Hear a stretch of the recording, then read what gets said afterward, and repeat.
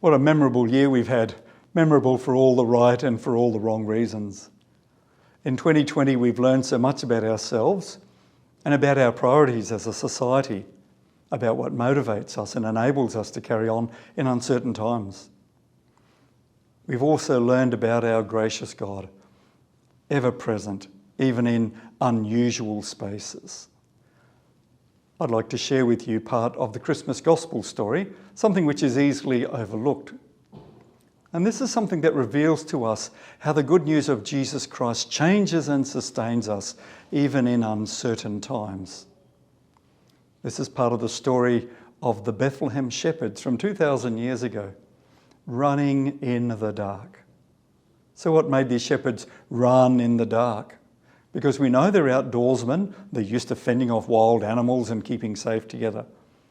But in Luke's Gospel, we're told that these shepherds run in the dark, cross-country, with no torches, no street lights, no roads.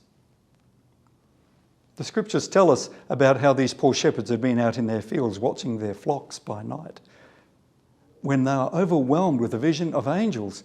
And these shepherds then were the first to hear the Christmas gospel announced by these angels.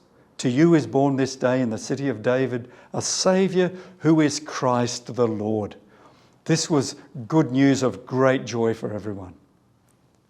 That's what made the shepherds run. Yes, it was dark, but there was good news to see for themselves. God's promise down through the ages had been fulfilled. And even though there was some uncertainty about the journey back to Bethlehem, the ending made it all worthwhile. They would be with their Lord.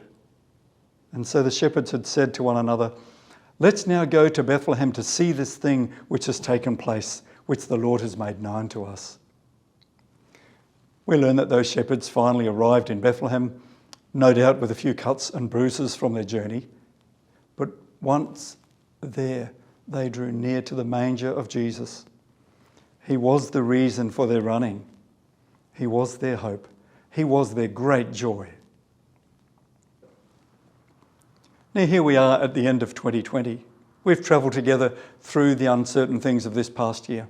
But each day the Lord has kept his promise to be with us, to be for us. At the end of this memorable year, we have opportunity to pause like those shepherds did all those years ago, to look into the manger scene and to see with our own eyes God's hand of blessing outstretched toward us in the Christ child. And then to pray with thanksgiving that the Lord who has brought us through 2020 might also graciously lead us safely into the new year.